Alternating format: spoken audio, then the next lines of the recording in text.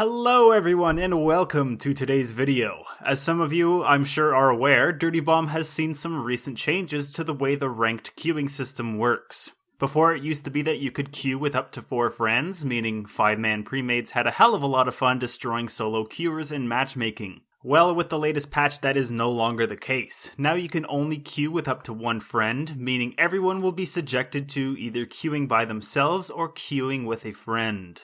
Now, this sounds good on paper, doesn't it? I mean, the teams should now be fairly balanced, and each side should have an equal chance to win considering you won't be paired up against a 5-man team with excellent communication between them.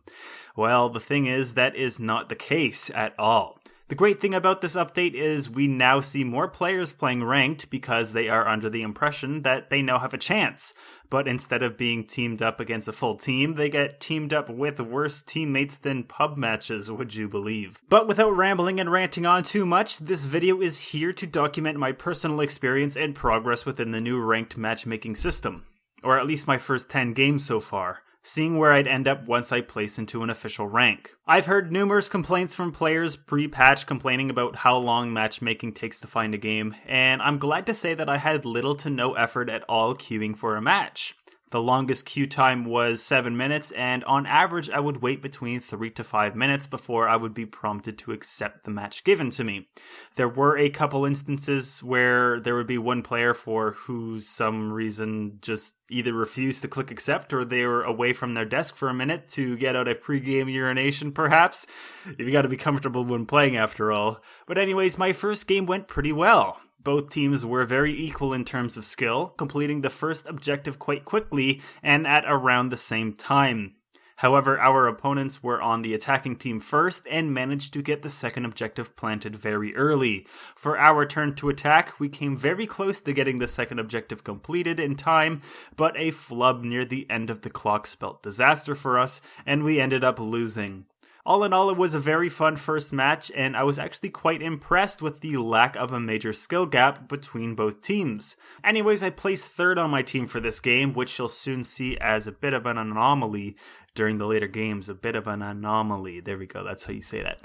Anyways, moving on to game 2, and also back to Underground, which you'll notice seems to be the most popular ranked map to queue for, or at least it was in my case, and we did pretty damn badly actually. It took us more than twice the time to complete the first objective than it did for our opponents, and we mostly got annihilated by them in terms of kills and deaths as well.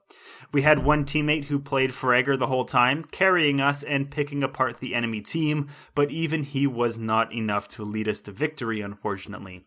We did have great communication amongst the team, but we were simply outplayed in the end. Our enemies had a tight lockdown on the final objective once they planted, and that was the end of my second game, placing third once again. Now comes a bit of a change to all this positive pace.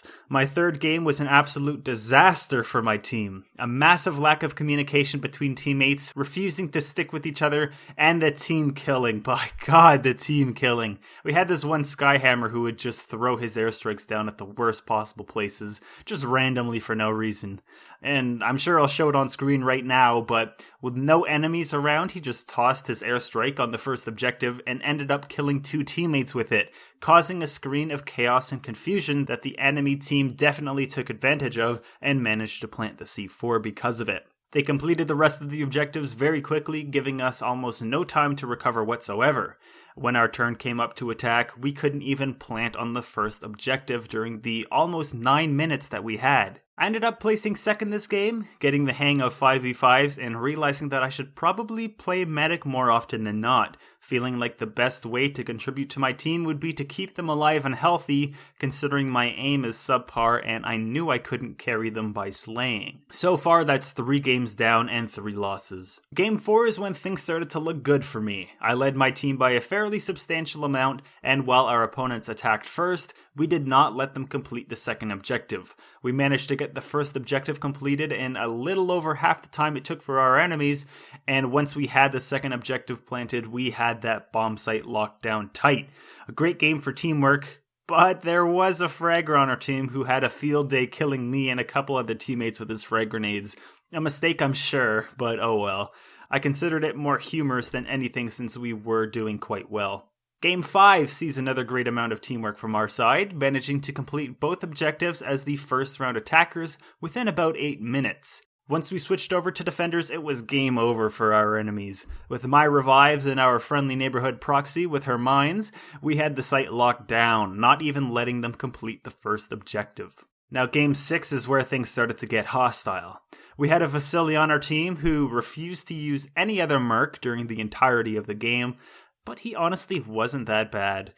Although we could have definitely used another medic, and he did have a Sawbones on his squad, the biggest problem came from one of our other teammates, who actually placed second right below me, but was hell-bent on insulting our team the entire time. He refused to communicate with anything other than slurs and sarcasm, and while I tried my best to make informative callouts, it was drowned out by the absurd amount of hostility from this one member. The poor guy probably had a bad day or something, but it's not fair to those you take it out on. I hope you find peace someday, buddy. And this is coming from the guy who just went apeshit over my opinion on splash damage's incompetence. Which, by the way, if you didn't see, you can do so by clicking here. It was a bit of a funny rant, very salty, mind you, but also very opinionated, yet true to some extent. I'll let you be the judge on that. Just click here if you want to check it out. Anyways, Game 7 was lost in translation. And by that I mean I forgot to hit the record button when I was playing during this match. It was also the only other match that I queued for with a partner. Game 1 and Game 7 are the games I queued for with a friend, but we unfortunately did lose Game 7 as well. Game 8 didn't go so great either. We managed to get the EV repaired within the first 30 seconds, which is half the time of our opponents, but we really screwed the pooch on escorting it, taking us roughly twice the time as our enemies did. All they needed was one delivery since we didn't deliver any, and they got it done by around the 8-minute mark. I ended up placing first on my team once again, but the scores weren't greatly gapped. However, my kills to death ratio definitely did suffer. Now Game 9 is when things started to look very bleak for me once again. One of our teammates left no more than 4 minutes into the first round, leaving myself with a feeling of dread and disappointment. I could have easily left, considering you suffer no penalty for leaving if a teammate has already left, but I figured I would stick by my team and try my best to pull forward to victory, even though I knew we had no chance of winning. We completed repairing the EV in 30 seconds, our opponents taking 1 minute to do so, but a repeat of last game was in effect when we took twice as long to escort it when compared to our enemies.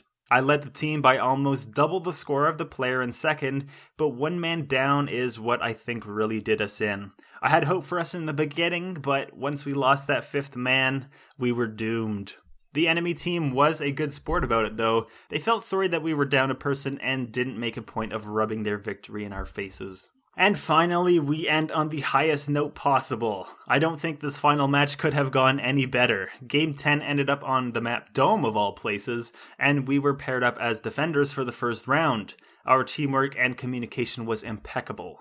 Dome probably being the map most reliant on these elements, and it really showed with our play. We held out on the first objective against the attackers for the full 15 minutes before switching and delivering it ourselves within just over 2 minutes. It definitely felt like a stomp, and it pretty much was, but it felt good to be on the winning side for once, as selfish as that may be.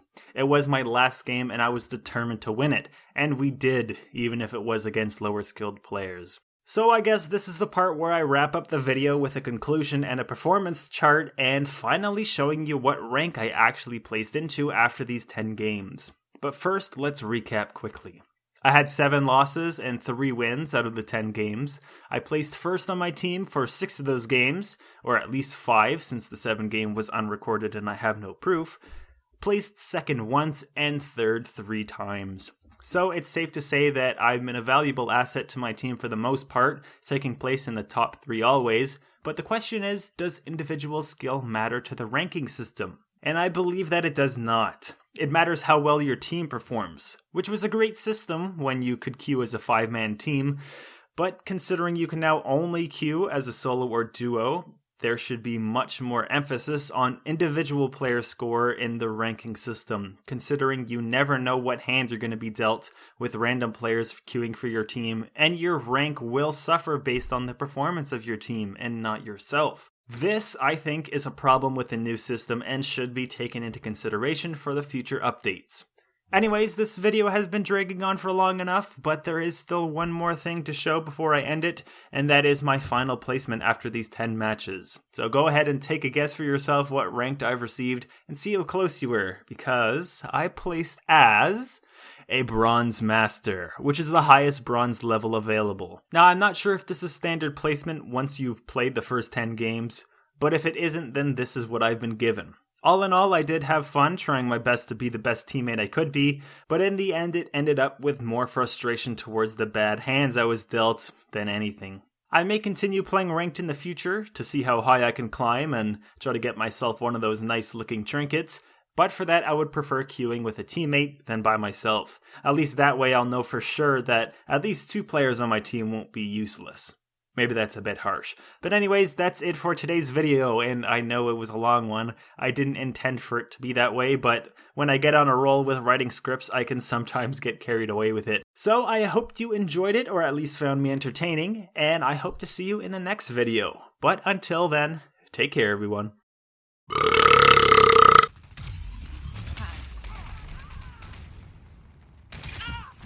Oh my god, I'm so sorry. That's alright. I'll forgive you for now.